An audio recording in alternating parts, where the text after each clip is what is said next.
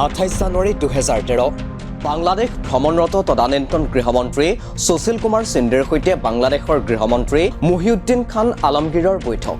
এই বৈঠকতে দুয়ো দেশে এক গুৰুত্বপূৰ্ণ আলোচনাত অংশ লয় আৰু ইয়াৰ পৰিণতিক্ৰমে স্বাক্ষৰিত হয় ইণ্ডিয়া বাংলাদেশ এক্সট্ৰাডিশ্যন ট্ৰিটি অৰ্থাৎ ভাৰত বাংলাদেশ প্ৰত্যাৱৰ্তন চুক্তি।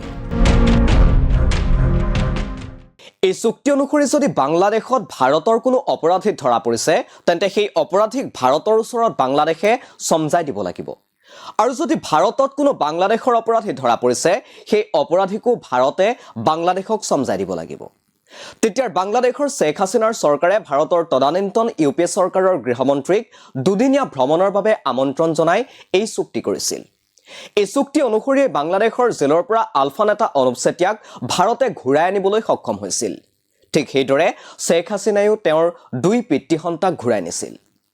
শেখ হাছিনা চৰকাৰে ভাৰতৰ সৈতে কৰা এই চুক্তিৰ পৰা দুয়ো দেশে লাভ উঠাবলৈ সক্ষম হৈছিল। কিন্তু এই চুক্তিয়েই এতিয়া কাল হ'ব নেকি শেখ হাছিনাৰ বাবে? সংৰক্ষণ বিৰোধী আন্দোলনে বাংলাদেশত চৰম পৰ্যায় পোৱাৰ পাছত শেখ হাছিনাই দেশ এৰি পলায়ন কৰিছিল। সেই দিনটো আছিল 5 আগষ্ট 2024। বাংলাদেশৰ পৰা পলায়ন কৰা শেখ হাছিনা আহি উপস্থিত হৈছিল ভাৰতত। গাজিয়াবাদৰ এটা এয়াৰবেছত শেষবাৰৰ বাবে দেখা গৈছিল শেখ হাছিনাক আৰু তাৰ পাছৰ পৰা শেখ হাছিনাক ৰাজহুৱাভাৱে কোনেও ক'তো দেখা পোৱা নাই। দাবী কৰা হৈছে যে শেখ হাছিনা এতিয়াও ভাৰততে আছে। হাছিনাৰ চৰকাৰ পতনৰ পাছত বাংলাদেশত গঠন হয় অন্তৱৰ্তীকালীন চৰকাৰ। মহম্মদ ইউনুছ এতিয়া সেই অন্তৱৰ্তীকালীন চৰকাৰৰ মুৰব্বী। এই চৰকাৰে এতিয়া হাছিনাক ঘূৰাই বিচাৰিছে কিয়নো হাছিনাৰ বিৰুদ্ধে ৰুজু হৈছে কেতবোৰ অপৰাধমূলক গোচৰ। হত্যা, অপহৰণ, আনকি দেশদ্ৰোহৰ গোচৰো ৰুজু কৰা হৈছে একালৰ বাংলাদেশৰ হত্যাকৰ্তাগৰাকীৰ বিৰুদ্ধে। যিহেতু প্ৰত্যাৱৰ্তন চুক্তি অনুসৰি যিকোনো ব্যক্তিক দুয়ো দেশে তেতিয়াহে ঘূৰাই দিব যেতিয়া তেনে ব্যক্তিৰ বিৰুদ্ধে অতি কমেও এবছৰ বা তাতোধিক গুৰুতৰ শাস্তিযোগ্য অপৰাধৰ গোচৰ থাকে। আৰু কেৱল এই শাস্তি এখন দেশৰ বাবে নহয়, দুয়োখন দেশৰ আইন ব্যৱস্থাতেই থাকিব লাগিব। যিহেতু হত্যা, অপহৰণ বা দেশদ্ৰোহৰ গোচৰত ভাৰততো এবছৰৰ অধিক সময়ৰ বাবে শাস্তিযোগ্য। সেই হিচাপত ভাৰতে এই চুক্তি অনুসৰি শেখ হাছিনাক বাংলাদেশৰ হাতত গতাই দিবলৈ বাধ্য।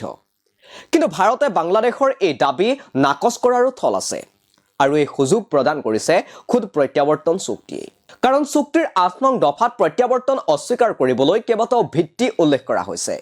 সেই অনুসৰি ভাৰতে শেখ হাছিনাৰ প্ৰতি উত্থাপিত অভিযোগৰ কোনো ভিত্তি নাই বা সেই অভিযোগ প্ৰমাণ কৰিবলৈ কোনো সুদৃঢ় প্ৰমাণ নাই বুলি বাংলাদেশৰ দাবী অস্বীকাৰ কৰিব পাৰে।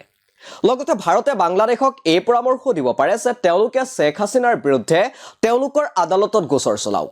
কিন্তু ভাৰতে এয়া কৰিবনে? কাৰিকৰীগতভাৱে এয়া সম্ভৱ, কিন্তু বাস্তৱিকতে এনে কৰিবলৈ গ'লে ভাৰতৰ সৈতে বাংলাদেশৰ নতুন চৰকাৰৰ সম্পৰ্কত নেতিবাচক প্ৰভাৱ পৰিব পাৰে। পৰৱৰ্তী সময়তহে অৱশ্যে লক্ষণীয় হ'ব বাংলাদেশৰ এই দাবী ভাৰতে মানি লয় নে নলয়। আপোনালোকে চাই আছিল দি ক্ৰছ কাৰেণ্ট আৰু ইয়াৰ লগে লগে ষ্টুডিঅ'ৰ মজিয়াৰ পৰা মই অৰিন্দম বুঢ়াগোহাঁই বিদায় লৈছোঁ। ধন্যবাদ।